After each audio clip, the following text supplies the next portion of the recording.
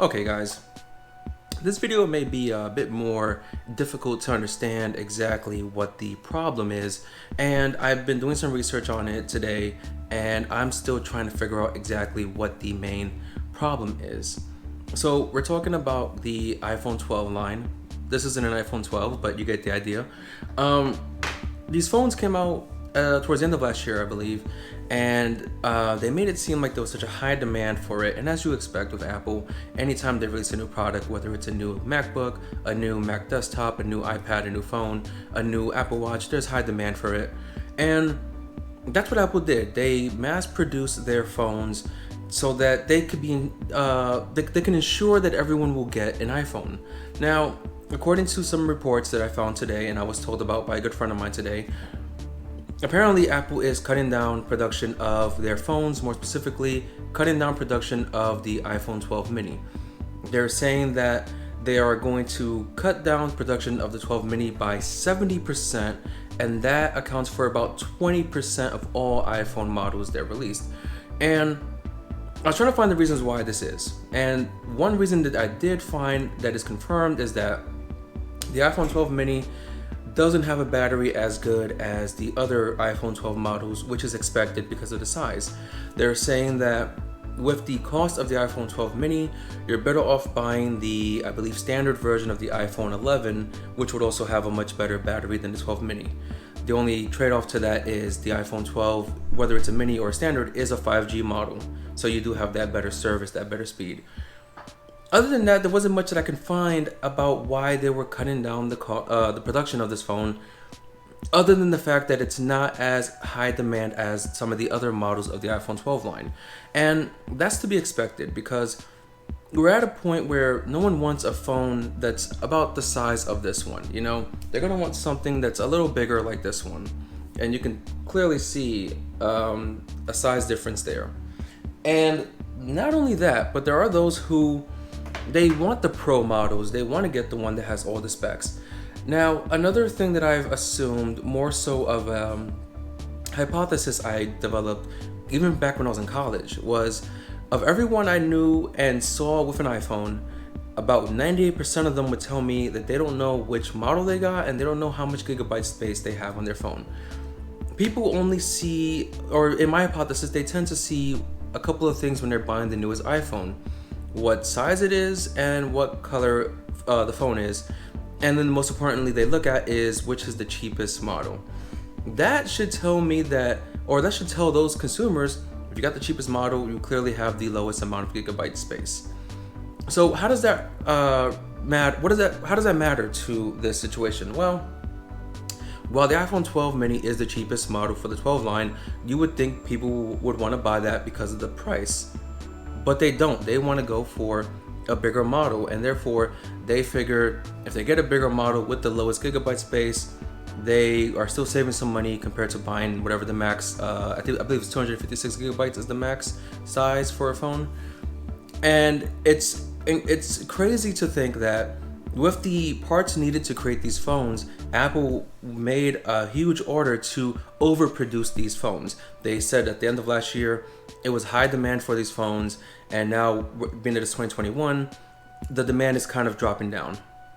Now, personally, I think it's better to overproduce rather than underproduce. The reason why I say that is because if you underproduce, like certain companies of last year who released new devices, not everyone is going to be able to get one, and therefore they're only making money for what they produced. If you overproduce, not only are you making money for what you sold, but you still have the possibility to make money for the leftover stock that could sell in the coming months. So I understand the whole thing about you want to reduce production of these phones so that you can save on the tech needed to build these phones, and therefore you can focus on what the consumer actually wants. Now, another thing that came from this article is that other companies who use the same tech are suffering because they can't get the parts needed because Apple hogged all the parts. Now, that's not really an Apple problem. Apple went in and they knew what they needed, or they thought they knew what they needed, and they grabbed it. That really falls on the other companies not, fighting quick enough to get what they needed. But They are saying that for those models that were going to be shipped out to these stores, or that were going to be ordered for these stores, they're now going to stop those orders, and they're going to take those parts, and they're going to from the 12 mini, and they're going to put those parts into the other iPhone 12 models. So they are still producing new iPhone 12s. They're just not going to produce the mini as much.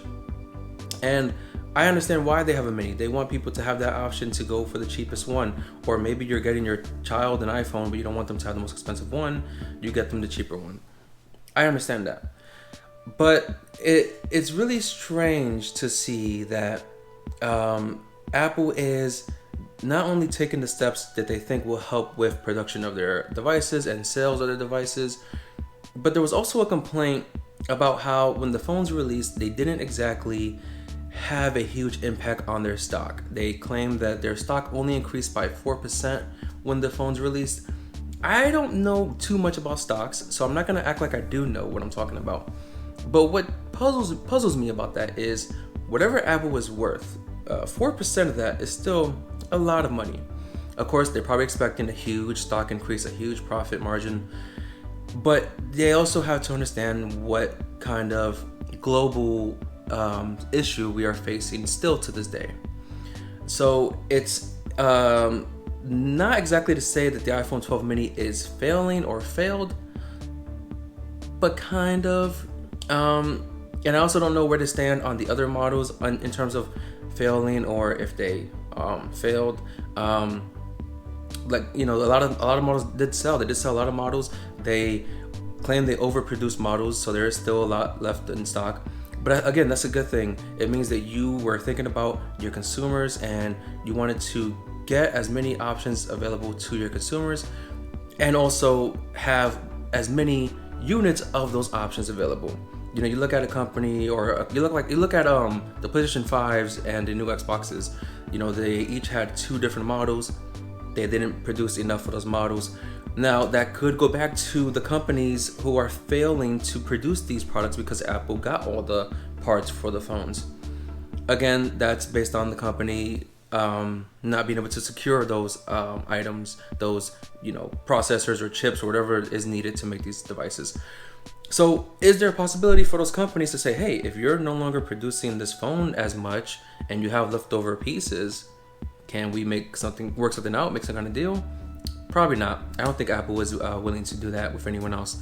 But this is a video about what's happening with this phone, and not exactly about why the phone failed. That could be another video idea of why the iPhone 12 mini failed. This is more so of how Apple was unable to sell out of a product. That doesn't mean that the iPhone 12s are not selling good enough, you know.